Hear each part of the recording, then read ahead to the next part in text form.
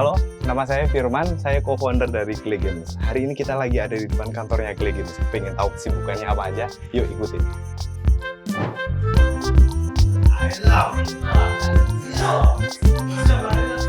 Dalam industri game saat ini, mungkin tidak banyak hal yang benar-benar original.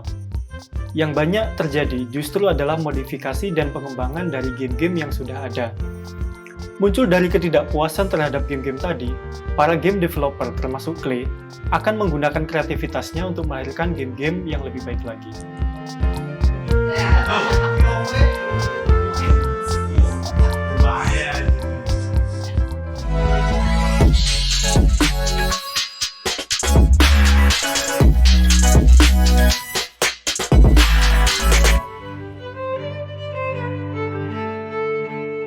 Halo, saya Ilham Hasmi Effendi, biasa dipanggil Ilham. Saya adalah co-founder dan CEO di Clay Game Studio. Dulu awal ketika Clay Game dibangun, saya adalah programmer tunggal di situ. Jadi banyak sekali job-job yang saya rangkap, kerjakan demi agar studio ini jalan. Halo, nama saya Firman. Saya musik komposer dan audio programmer di Clay Game Studio dan co-founder juga. Jadi saya di sini mengkomposisikan game-game yang ada di Clay. Jadi segala hal yang berhubungan dengan audio itu saya yang ngatur. Dan tentunya koordinasi juga sama tim kita ya, tim programmer.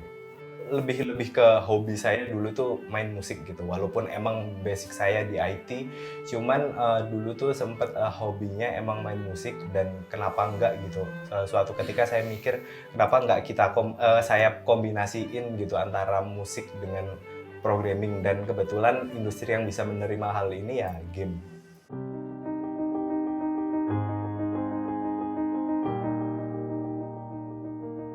Clay Game Studio adalah sebuah studio indie game developer di Malang yang awalnya berdiri dari 3 founder, yaitu saya, Ilham, Firman, dan Rudy.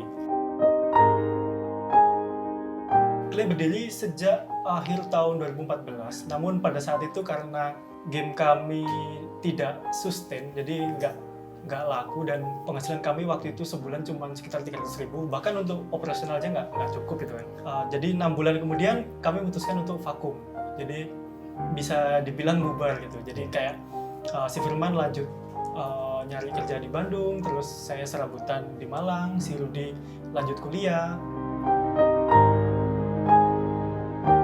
Pada tahun 2018 akhir itu saya coba kontak lagi anak-anak ini untuk coba melanjutkan lagi proyek yang dulu kita sempat tunda gitu. Nah, ternyata ketika saya coba pamerkan game ini waktu itu di Level Up KL Malaysia tahun 2018, kita dapat banyak sekali Respon feedback positif.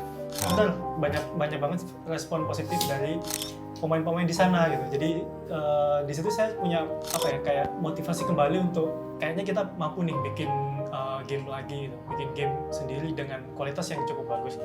Nah, di tahun 2019 kita coba ikutkan program preinkubasi GTR di Bangkok. Waktu itu ada kayak pelatihan selama 2 minggu. Di situ kami dapat banyak ilmu, kebanyakan ilmunya non teknikal gitu. Jadi diajarin marketing, diajarin caranya presentasi game, gimana cara narik audience, manage community, dan sebagainya.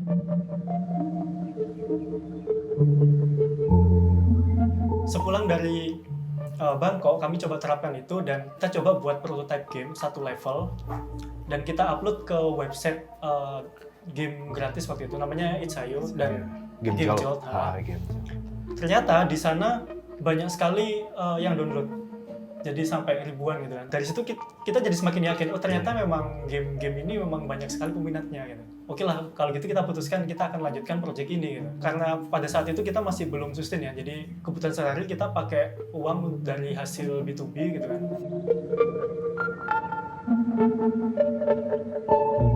Di tahun 2019 waktu pas COVID itu kita coba ikut Indigo Startup Game Incubation dari Telkom. Nah, pendanaan itu kita mulai dari sana, mulai pertama kali dapat dari sana. Waktu itu masih kondisinya kita masih kepisah-pisah ya? Iya, kita masih aku di Malang, Rudy kadang di Malang, kadang di Surabaya, kadang di Sidoarjo, si Firman masih di Bandung waktu itu. Nah, jadi waktu pertama kali inkubasi itu kita pisah-pisah. Nah, di situ kita rekrut satu orang lagi namanya Diva, dia tuh writer asal Bekasi. Nah, di situ 4 orang kita inkubasi. Alhamdulillah kita lolos sampai tahap akhir ya. Tahap akhir ya. Hingga akhirnya kita dapat dana bantuan dari Indigo Telkom. Dan dana bantuan itu yang memberanikan kita, ya udah kita kayaknya harus kumpul bareng lagi gitu akhirnya, sampai mungkin kita ya kumpul satu kantor yang sama gitu. Iya benar. Nah itu yang memicu akhirnya Firman pulang dari Bandung gitu. Iya.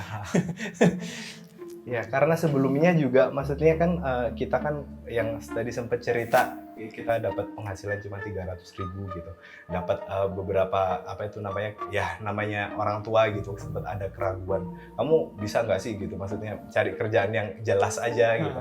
Terus akhirnya ya mau nggak mau kita obrolin, terus akhirnya ya itulah yang bikin kita pisah-pisah gitu akhirnya, sampai akhirnya ya itu tadi ada rezeki dapat apa itu pendanaan yang ya cukup lah untuk membiayai game ini gitu. Baru si Firman mantap untuk pulang lagi ke Malang gitu. Iya benar.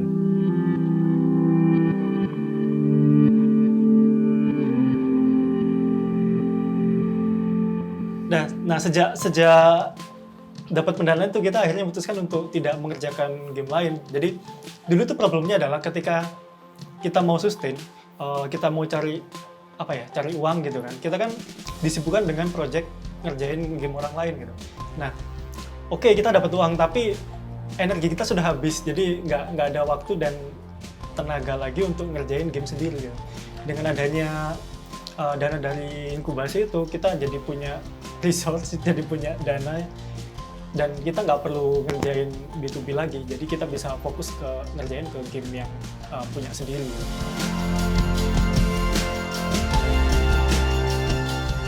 Kebanyakan itu kan game fantasi, itu kan kayak kerajaan, terus kita melawan naga, jadi kesatria gitu. Nah, kita itu harus bikin itu kan produk yang beda gitu loh. Jangan kalau dilihat itu kayak sama yang lain gitu. Nah, apa yang beda? Terus kan ada sesuatu yang kita harus cari kan, apa sih yang beda? Kita itu harus mengambil fantasi yang kayak gimana gitu.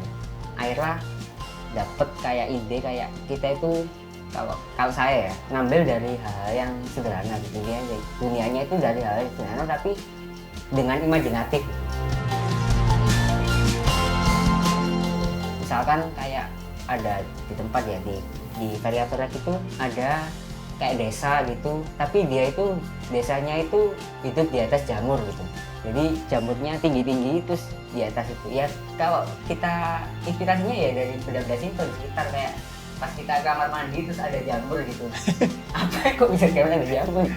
Nah itu tapi lucu gitu, kenapa bisa ada jamur? Lah itu sebenarnya dari hal simpel.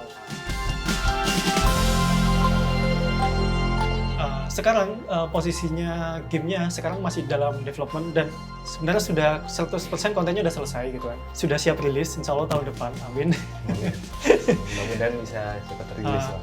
Kita masih nunggu QA, ketika gamenya udah nggak ada bugnya lagi, insya Allah awal tahun depan kita udah bisa rilis.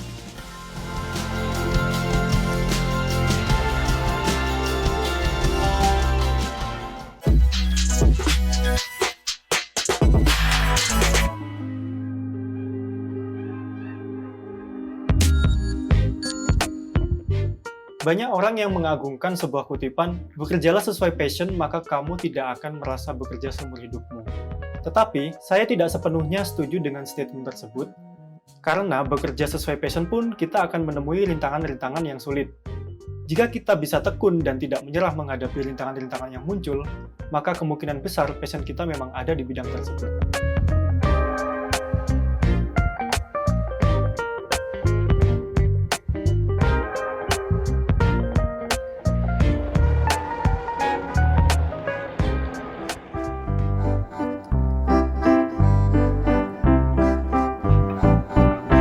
paradigma masyarakat umum terhadap video game itu kan kebanyakan negatif. Jadi dengan game tuh anak-anak jadi malas lah apa gitu kan. Tapi sebenarnya dengan saya memutuskan untuk membuat game, saya pengen di masa depan nanti pekerjaan game developer tuh udah nggak tabu lagi gitu. Kalau mungkin sekarang orang tua, aku mau jadi game developer, orang tua pasti akan ngerasa apaan sih gitu, kamu tuh kerja kok nggak jelas gitu. Saya pengen menunjukkan ke orang-orang bahwa di masa depan nanti pekerjaan game developer itu adalah pekerjaan yang sungguhan, nggak main-main, dan bisa dibilang punya dampak juga ke masyarakat gitu kan.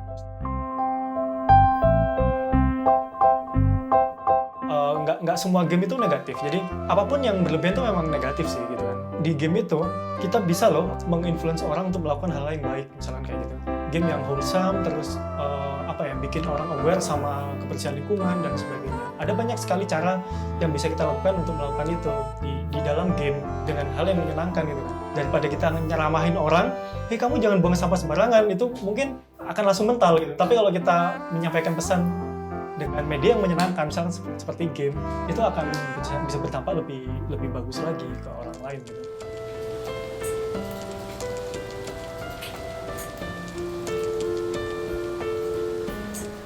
Masalah tabu ya kalau misalkan kerja di industri game ini kayak itu kerjaan apa gitu. Bahkan di circle saya yang satu tongkrongan yang mungkin di musik aja gitu, kamu tuh main di mana sih, atau apa yang kamu hasilin dari musik, apakah kamu jadi guru gitu? Enggak, aku bikin game gitu. Nah emang bisa gitu, dan ternyata mayoritas musisi, kebanyakan musisi Indonesia tuh nggak tahu kalau ternyata tuh ada loh gitu kerjaan komposer tapi game gitu. Jadi bukan film ataupun bukan jingle atau apapun gitu, tapi ini game gitu, bikin musik dari game. Nah itu juga yang yang dulu sempet dilema gitu, menjelaskan ke orang tua gitu, kayak masalah gaji kamu berapa, yang kayak gitu tuh kayak susah gitu. Terus akhirnya disuruh kayak udah cari yang kerja yang benar gitu. Terus akhirnya ya saya balik harus kerja di Bandung, terus jadi programming, terus akhirnya sampai tahun 2019 itu kan mulai ngobrol lagi, terus ketemu. Di situ juga ada dilema yang baru lagi gitu. Jadi kayak kondisi saya waktu itu baru nikah. Jadi kayak apa itu namanya? Kayak kalau cerita ini sebenarnya kayak ada rasa haru yang yang saya nggak bisa ungkapin gitu. Kayak harus ngobrol ke istri.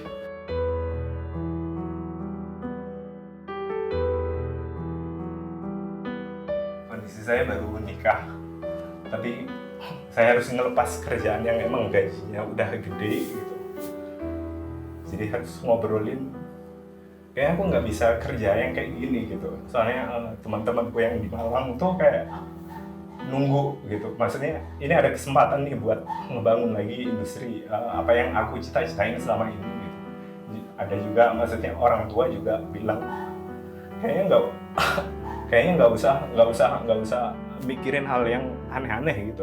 Ya kerja yang bener aja dapat gaji yang kayak gitu, yang udah gede, udah itu tolak ukur kebahagiaan tuh rata-rata kan di gaji.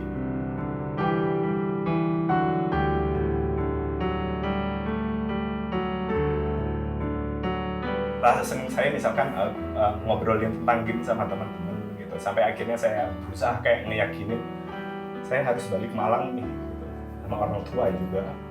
Terus meninggal hal-hal yang mungkin yang udah lama saya develop di Bandung gitu, karir saya, terus akhirnya saya tinggalin. Untungnya pada akhirnya ya mereka ya udahlah gitu, maksudnya kalau misalkan kamu percaya sama teman-teman bisa jalan gitu, ya udah ya silakan buktiin gitu ya. Ya untungnya ketika saya balik ke Malang itu yang ada hal-hal yang nggak bisa dinilai dengan duit gitu. Jadi kayak ternyata walaupun katakan kalau misalkan dibandingin dengan gaji saya yang dulu gitu, nggak ada apa-apanya gitu, tapi ini ada kepuasan yang emang ya ini loh gitu, maksudnya hasil jerih payahmu yang udah kamu tata 2014 terus sempat vakum, terus akhirnya kita kumpul bareng lagi.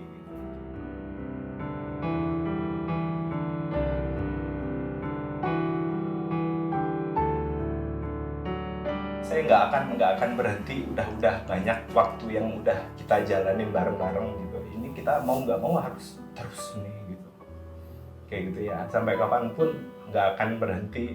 Di samping untuk komposisi musiknya sendiri juga di Indonesia masih jarang gitu, saya bakal buktiin mungkin cita-citanya terdengar konyol, tapi kayaknya suatu saat nanti bakalan ada orang yang saya suka musik gitu, saya pengen jadi seorang game komposer gitu, jadi kayak pengen ngebayangin hal itu akan terjadi gitu.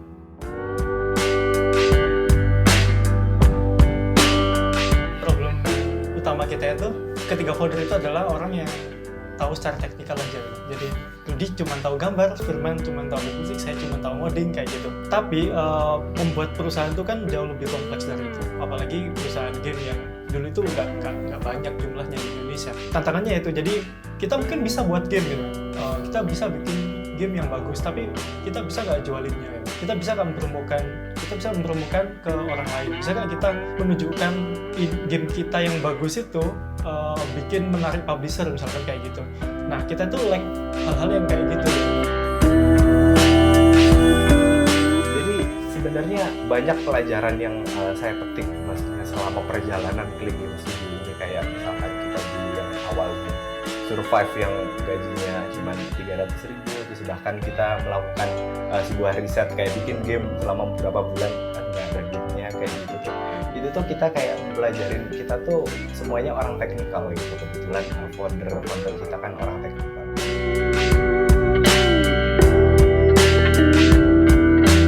Kebetulan ketika kita akhirnya ketemu, kita sempat ngobrol bareng, ternyata tuh kita tuh kurang kayak interaksi mungkin sama beberapa orang-orang yang di dunia marketing gitu, belajar sesuatu yang baru, kayaknya kita harus belajar itu gitu. Dan akhirnya ya alhamdulillah kemarin tuh kan akhirnya kita bisa dapat penghargaan itu kayak sebuah titik awal untuk melangkah lebih jauh lagi gitu. Jadi kita ini udah sampai sempet vakum, terus kita tuh kumpul lagi loh gitu. Jadi kayak kalau misalkan ini nggak kita terusin ibaratnya mati-matian lagi, kayaknya ya kayak sayang aja gitu, kita dulu udah sempet bisa terus akhirnya ketemu lagi. Jadi kayaknya ya satu hal yang harus bener-bener tim kita lakuin, yaitu selalu belajar hal-hal baru, apalagi kita kan industri yang berbau teknologi gitu. Jadi emang banyak hal yang emang harus terus dipelajarin biar kita nggak ketelan yang namanya industri gitu, perkembangan industri gitu.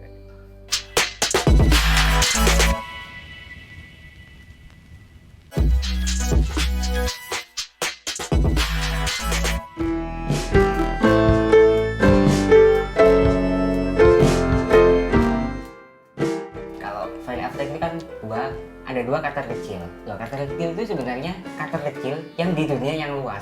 Jadi sebenarnya yang kita ceritakan itu dunianya, bukan karakternya. Karakternya itu kecil banget dibandingkan dunianya, bahkan musuhnya itu apa. Konsep yang pengen saya sampaikan itu dari dua karakter kecil itu, kita itu boleh kecil gitu. Kita boleh jadi hewan yang kecil, kayak apa sih ini? Hewan apa sih ini? Tapi kita itu bisa menyelamatkan dunia gitu.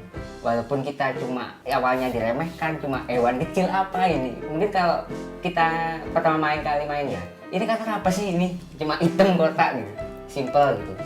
Tapi maksudnya di situ itu kita menceritakan kalau karakter ini itu berdua itu saling membantu. Kan ini kan hitam sama putih kan. Jadi maksudnya itu ada hitam sama putih, itu dia itu saling berkolaborasi, saling membantu. Jadi kayak dia menyelamatkan dunia walaupun dia kecil, terus dia melawan musuh-musuh yang besar-besar. Jadi kayak pas kita pertama itu kayak nggak mungkin deh kita ngelawan musuh ini kan gede banget gitu. Pas ngelawan bos itu musuhnya gede terus intimidating gitu. Ya apa sih ini ngalahin nih? Tapi kalau misalkan dijalani ya bisa.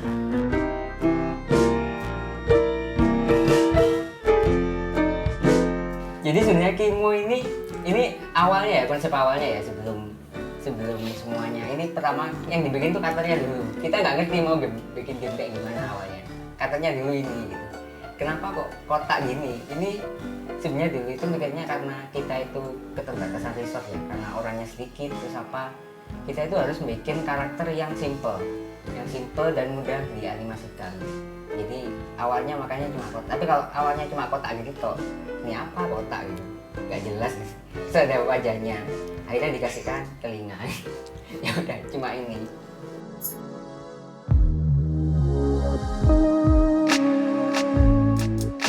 kalau ngobrolin konsep musiknya itu tuh satu ide yang tercetus di saya itu, oh ini tuh ceritanya fantasi gitu. Jadi sebisa mungkin saya tuh cari referensi segala hal yang berhubungan dengan audio atau musiknya itu yang konsepnya fantasi gitu. Akhirnya saya dapat beberapa referensi, tentunya dengan main game yang mungkin dengan genre yang serupa seperti yang tadi dibilang Ilham. Terus coba mengimplementasiin kalau konsepnya sendiri ya gitu. Jadi gimana caranya musik ini terdengar cukup dinamis gitu. Nah, kalau ngomongin masalah musik komposisi di game itu tuh perbedaannya mungkin ya kita langsung ngomongin di source mungkin di film ataupun di industri yang lainnya tuh musik di game kita sendiri itu terbilang cukup dinamis sebenarnya mayoritas di game sih. Karena kalau misalkan kita ngomongin di film gitu, itu musiknya statis. Maksudnya dalam statis tuh player mungkin penonton satu dengan penonton yang kedua itu mendengarkan musik yang sama dari film yang sama. Sedangkan kalau game itu ada kemungkinan player A dan B itu bisa beda gitu cara dengernya. Jadi misalkan player A ini ketemu satu enemy, tapi sedangkan player B ini nggak sempat ketemu enemy, otomatis background musiknya kan berbeda, dinamikanya berbeda. Nah itu tuh tentunya juga di coding dibantu sama Ari untuk memprogram sebuah audionya biar jadi apa yang diharapkan gitu, sedinamis mungkin.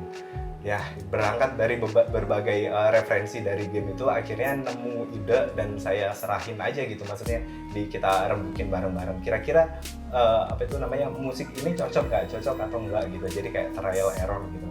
Dan mungkin karena kita cukup percaya dengan kemampuan satu sama lain, jadi untuk mungkin untuk artnya, untuk musiknya tuh kebetulan tim kita tuh oke, masuk aja, kalau menurut kamu bagus ya lanjutin aja. Nah itu tuh saya jadi kayak punya banyak ruang gerak untuk mengeksplorasi di musiknya sih. Jadi kayak gitu, konsep utamanya sih ya emang fantasi tadi. Tantangan terberatnya itu adalah ketika suatu desain itu membuat suatu gameplay yang belum pernah diciptakan. Nah di situ harus dituntut banyak cari tahu gitu, riset. Contohnya yang kemarin tuh waktu pembuatan fisik dari playernya sama fisik dari water, itu saya sempet hampir semingguan itu mentok, nggak tahu harus kemana gitu, harus cari kemana. Soalnya nyari ke forum juga beberapa dari mereka jawabannya kayak ya membantu, cuma nggak sesuai dengan, nggak nemu dengan apa yang dibutuhkan dari desain gamenya gitu.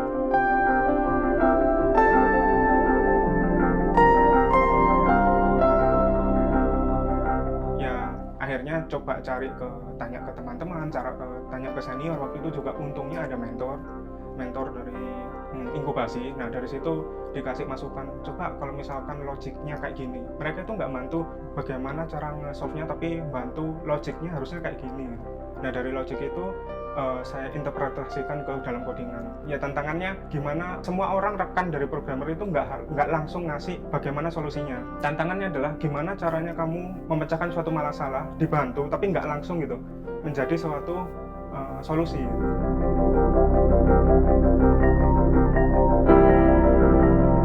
Kalau dari produk saya kagum lah. Pertama-tama saya kan ilustrator, jadi kalau dilihat dari sisi visual dari semua game yang dihasilkan oleh Clay, buat saya itu menyenangkan, Mas. Kalau dari sisi visual ya, dari warna dan sebagainya. Kalau untuk gameplay ya bagus. Saya kalau gameplay cuma pengguna ya, maksudnya nggak tahu kayak programmer atau apa. Tapi kalau untuk dimainkan kasarannya untuk orang normal itu, orang awam itu menyenangkan, Mas, cukup menyenangkan.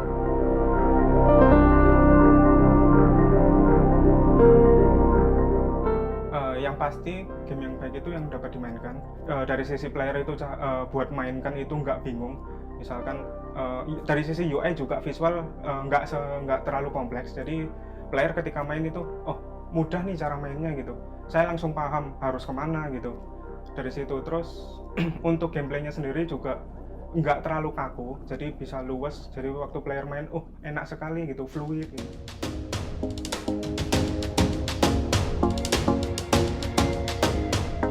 Harapan saya yang pertama untuk play game lebih keren lagi lah. Sekarang udah keren banget sih kalau menurut saya.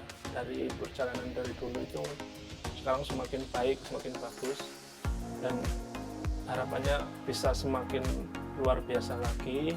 Kalau untuk game development di Indonesia ya kalau bisa semakin lebih berkembang lagi, lebih secara teknis produk lebih keren-keren, secara bisnis lebih maju lagi, ya itu sih.